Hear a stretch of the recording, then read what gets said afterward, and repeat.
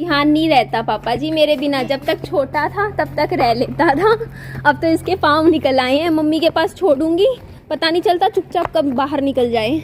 इसको मैं अपने साथ साथ ही रखती हूँ। पापा जी कह रहे हैं कि इतना ट्रैफिक होता है, स्कूटी पे वैसे जाना है, बच्चे को पकड़ के कैसे बैठेगी। मैंने कहा पापा जी बैठ लूँगी, नहीं तो रास्ते में ऑटो में बैठा देना आप मुझे। का ना यही डर लगा रहता है, ये छोटे छोटे पिल्ले, इवन स्कूबी भी देखो गाड़ी के नीचे जाके बैठ जाता है। क्या करें, कल वो गाड़ी में मतलब देख लेते हैं तो भाई नीचे झुक के कहीं कुत्ता ना बैठा हो, बट ये बैठते ही गाड़ी के नीचे हैं। यहाँ पर पापा जी पेट्रोल भरवा रहे हैं। पहले मैं एक बार, आ जाओ बाबू ऊपर चढ़ो चढ़ो चढ़ो, मैं यहाँ फॉर्म निकलवाना है एक, प्रिंट यहाँ से अभी निकलवा रहे हैं, निकलवा लिया मैंने फॉर्म। एक्चुअली मैंने जो घर की जो उस टाइम पेमेंट करी थी तो 58% तो मैंने कर दी थी, जो बाकी रिमेनिंग था कितना हो गया 42% मुझे पे करना था इंटरेस्ट के साथ। तो उसकी फ़र्स्ट इंस्टॉलमेंट मैंने सोचा कि मैं आज पे कर देती हूँ, इसीलिए मैं आज वो निकलवा रही थी फॉर्म वगैरह, पेमेंट का RTGS का फॉर्म निकलवा के अब मैं सीधा बैंक जाऊँगी। बैंक का काम मैंने करवा लिया है और पापा जी कह रहे हैं कि बाज़ार में उनको कुछ सामान लेना है। मैंने कहा मैं फिर क्या करूँगी, स्कूटी पे बैठी रहूँगी, मैं भी कुछ देख लेती हूँ, कुछ ना कुछ अगर मुझे ज़रूरत हुई तो। बाबू भी साथ है आज तो मेरे। एक किंग का रिफाइंड दे दीजिए, इसमें से काट लीजिए। बत्ती वाले जर्दा है आपके पास? अच्छा, ओकरे पर मिलता 145। पापा जी पैक करवा रहे हैं यहाँ से छोले। छोड़ो आ जाओ,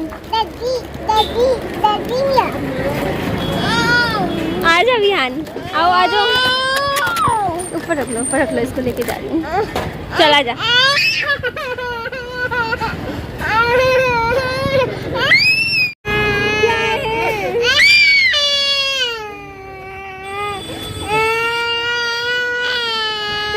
दुकान पे देखेंगे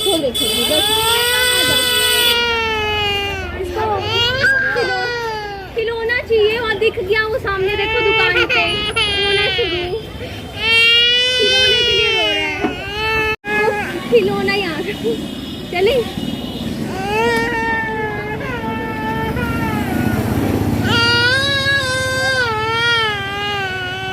तो मैं अपनी पसंद से देखूंगी, कोई दूसरा वो दिलवाऊंगी, दिलवाती हूँ, किसी भी चीज पे हाथ रख लेता है।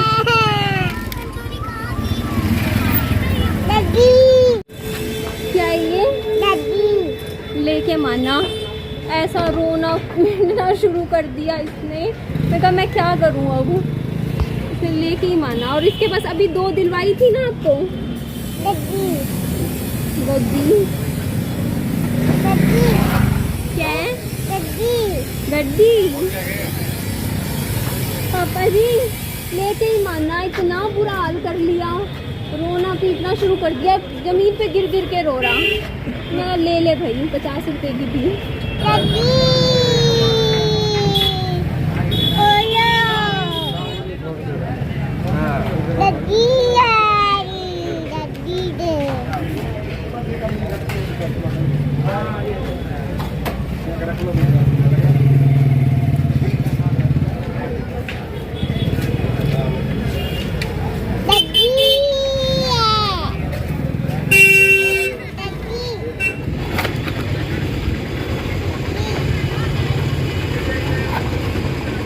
भैया आधा किलो कर दो सेब, निकाल दो, ढंग से निकाल देना। पहले हम एक बार फ्रूट्स खरीद लेते हैं। पापा जी को कोई जान पहचान के मिल गया, उनके साथ बातों में लगे हुए हैं। भैया आधा किलो सीताफल कर दीजिए, मुझे अच्छा लगा था, मैंने खाया ना, पसंद आया मुझे, अच्छा सा निकाल देना, आधा किलो कर दो। चलो 2 ये भी कर देना, इसका उसमें ऐड कर देना अलग। आप पहले ग्राहक हो तो वीडियो बनाना है। अच्छा भैया बोल रहा है पहले ग्राहक हो जो वीडियो बना रहे हो। हाँ जी हाँ जी। केले और ले लेती हूँ अंकल, 4 केले दे दीजिए, इसमें से निकाल देना। ये एक्चुअली देखो अभी थोड़ा हरा हरा सा है, तो अभी ये कल तक पक जाएगा, ये ठीक रहेगा। ये गल जाएगा, ये वाला थोड़ा हरा सा निकाल देना। भैया बोल रहे कि अब ठंडा मौसम होने लग गया, सर्दियों का अब नहीं गलेंगे। मैंने 6 ले लिए हैं केले, काफ़ी हो गए। फ्रूट्स तो ले लिए हैं हमने, अब हम शॉपिंग करेंगे, जूस पियेंगे, शॉपिंग नहीं करनी है। ये ले पैसे बाबू, ले।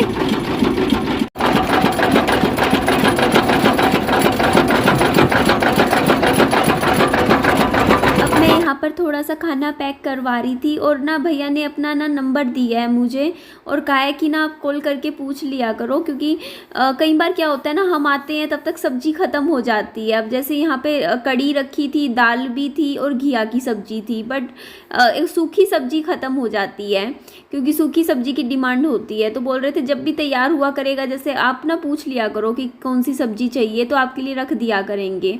तो यहाँ पे देखिए कड़ी पैक की जा रही है। तो मैंने कहा मेरा कड़ी खाने का ना वैसे काफ़ी ज़्यादा मन कर रहा था। और यहाँ पे ना भैया ना 3 भाई हैं, यहाँ पर शायद तो 3 भाई हैं, कुछ ऐसा ही है। तो ये इन्हीं के भैया हैं, ये जो आगे जैसे ये लगाते हैं, खाना बनाते हैं।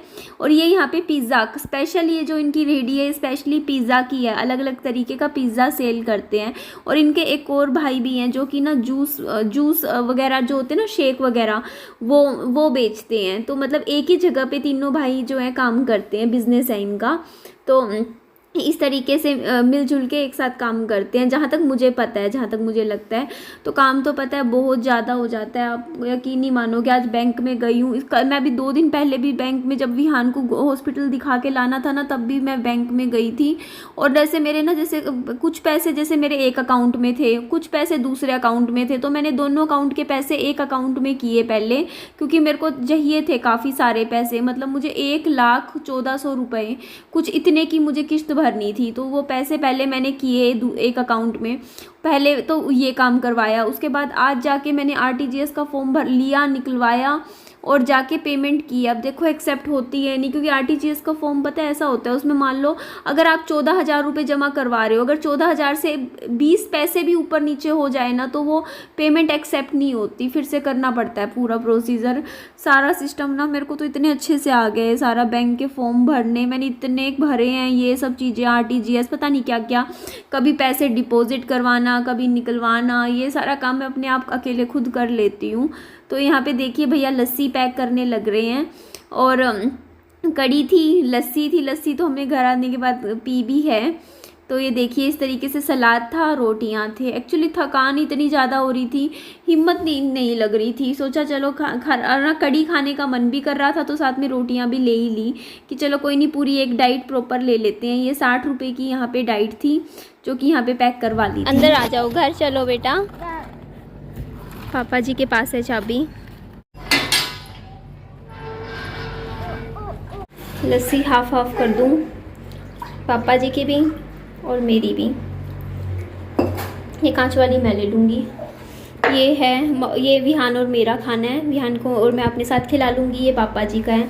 ये देखिए देसी घी मैंने लगाया है। लो पापा जी आप खाओ, बाबू को भी खाना खिला दूँगी।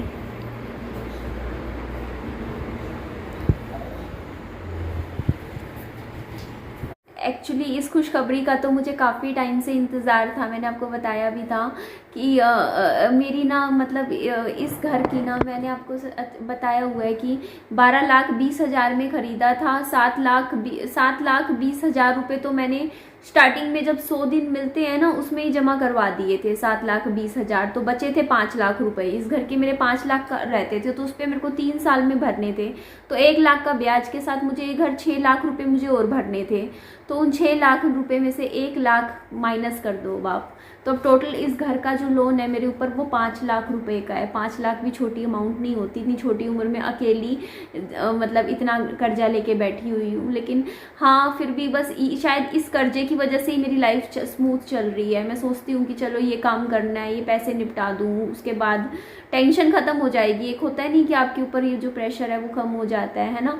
तो हाँ, अब जब मेरी नवंबर मंथ में जो सैलरी आएगी ना मेरी यूट्यूब की, हाँ नवंबर में आएगी, तो अभी मेरे पास हैं, देखिए मेरे पास करीबन ये लगा लो 2-3 हज़ार तो रुपये मेरे पास पर्स में रखे हुए हैं, और 4,000 रुपये मेरे पास फालतू हैं, मतलब एक अकाउंट में। मतलब यह है कि 7-8 हज़ार रुपये मेरे अभी पास है हाथ में, मतलब ये महीना मैं चला लूँगी, ठीक है।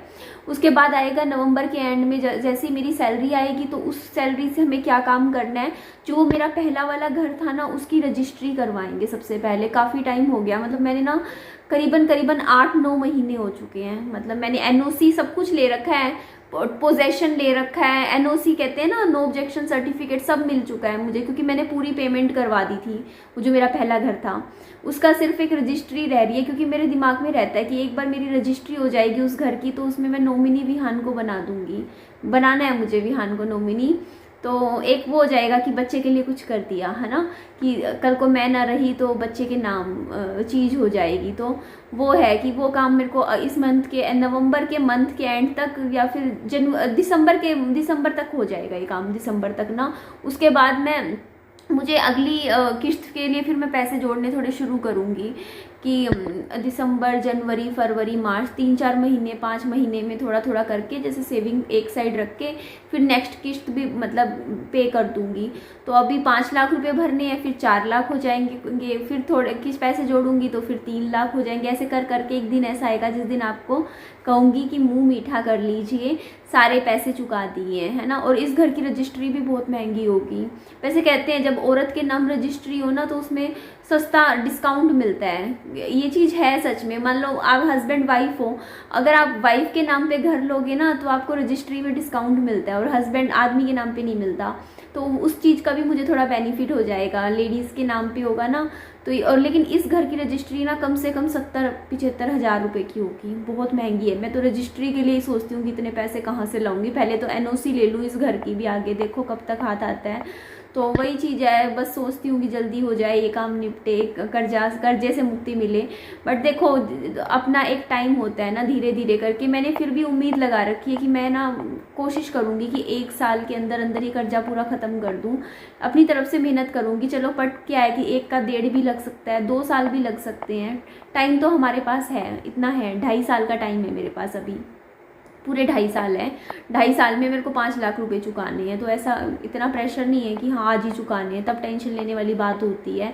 और पता है क्या होता है, हम सोचते हैं, देखो मैं सोचा करती थी कि देखो मैं सोचती हूँ कई बार कि यार मैं पहले अपने ऊपर इतना ध्यान दे देती थी, मतलब शादी के बाद भी मैं पतली भी हो जाती थी, सबका सारे काम कर लेती थी, बट आज के टाइम मेरे से क्यों नहीं होता, मुझे इतनी एंग्जाइटी क्यों होती है। तो कहीं ना कहीं इसका पता है कारण क्या होता है कि हम बच्चा होने के बाद ना मैं बहुत सारी रोल्स निभा रही हूँ। देखो एक तो नौकरी करना, एक तरीके से मेरा नौकरी है, ये काम है ना यूट्यूब, तो काम भी करना, साथ में बच्चे को भी संभालना, बच्चे के हिसाब से अपना टाइम टेबल जो होता है ना मैनेज होना, कि अब ये दिन में देखो अब ये शाम को सो गया, अब रात को लेट कर देगा तो उस हिसाब से नींद का पूरा ना होना, मतलब ये सारी चीज़ें ना कहीं इफेक्ट करती हैं आपके मूड स्विंग्स। जो मेरे सबसे ज़्यादा मुझे लगता है मूड स्विंग्स होते हैं, क्योंकि मैं टाइम से सोना, टाइम से उठने वाला काम बहुत डिस्टर्ब हो जाता है बच्चे के साथ ना, क्योंकि बच्चे के हिसाब से आपको एडजस्ट करना पड़ता है। तो चलो कोई बात नहीं, ये भी फेज़ है लाइफ का, लेकिन आज के टाइम में इस फेज़ को हमें थोड़ा सा अच्छे से इंजॉय करना चाहिए, क्योंकि जब बच्चे बड़े हो जाते हैं उसके बाद हम यही टाइम मिस करते हैं ना, छोटे छोटे बच्चों का। फिर सोचेंगे यार बच्चे इतने प्यारे थे, इतना छोटू सा था मेरा विहान। बट हाँ मैं कभी भी मिस करती हूँ तो मैं अपनी विहान की पुरानी वीडियो देख लेती हूँ, है ना। तो ये चीज़ हो जाती है। और भी बहुत सी चीज़ें होती है, देखो लाइफ में बहुत प्रेशर होता है, लेकिन हाँ लेकिन एक एक दिन करके मुझे बस इतना लाइफ में मुझे सीख मिली है कि अगर मुझे लाइफ में कुछ करना है तो मुझे हर रोज़ कुछ करना होगा। ऐसा नहीं है कि मैं कल से कुछ करूँगी, है ना, कल से शुरुआत करनी है, कल से करना है। अगर करना है तो आज से करना है, आज से भी अभी से करना है, तभी लाइफ में कुछ मिलता है। और लाइफ में देखिए चीज़ होता है कि देखिए कभी डाउन फेज आता है, कभी अप फेज आता है, तो हमें लेकिन कंसिस्टेंसी मेंटेन करके चलनी है। जब डाउन भी चल रहा है तब भी हमें काम करना है, क्योंकि काम करते रहेंगे, कंसिस्टेंट रहेंगे तो अब भी हो जाएंगे, है ना। तो ठीक है जी, चलिए इस वीडियो को मैं ही एंड कर देती हूँ। मेरी वीडियो अच्छी लगे लाइक, चैनल को सब्सक्राइब और दोस्तों में फ्रेंड्स में शेयर जरूर कीजिएगा और अपना खूब सारा ध्यान रखिएगा। Bye bye, take care.